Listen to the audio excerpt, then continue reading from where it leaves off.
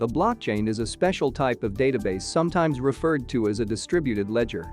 Blockchains are one of the most common types of distributed ledger technology systems. So both terms are often used interchangeably. Keep in mind, however, that not all distributed ledger technology systems are blockchains. A blockchain stores information just like a spreadsheet, but the information is subject to special rules. The rules are: 1. Data can be added to data, cannot be removed or modified. Each piece of data must point back to the previous piece. A block is a bundle of information that follows a specific format. New data can only be added to a blockchain as part of a block. So the collection of blocks is what makes up the blockchain database. But one thing that makes blockchains unique is the fact that each block is built on top of the last one. Every individual block has a bit of information that references the block that came immediately before it. So how are blocks connected in practice?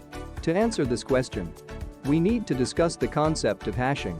Hashing is the process of using input data of any size to create a fixed size strength, which is also called the output, and this is done through mathematical operations known as hash functions.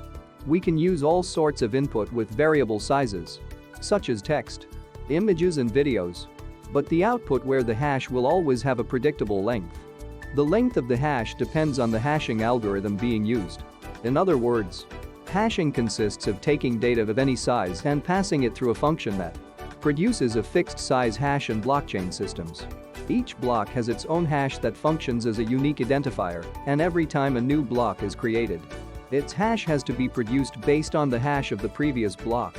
So the short answer to our question is, blocks are connected through hashes.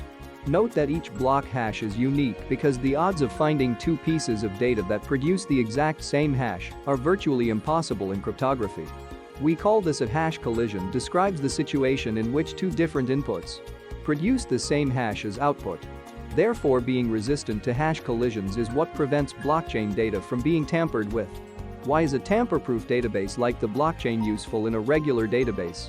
Modifying or copying data is a straightforward process. However, that presents a problem. How do we store important data in a way that everyone can rely on? So far, the solution has been to trust the entities that store the data still. That trust can be misplaced and abused. The great benefit of blockchain is that there's no central authority that everyone needs to trust for the system to work. This means that a blockchain can act as a single source of truth in the digital world. It allows a network of users to agree on what the database contains and to synchronize any new updates. The peer-to-peer architecture of blockchains is made of a distributed network of users, each having equal rights. Updates don't need to go through a central coordinator. Every user on this network downloads blocks from others in order to create their own copy of the database.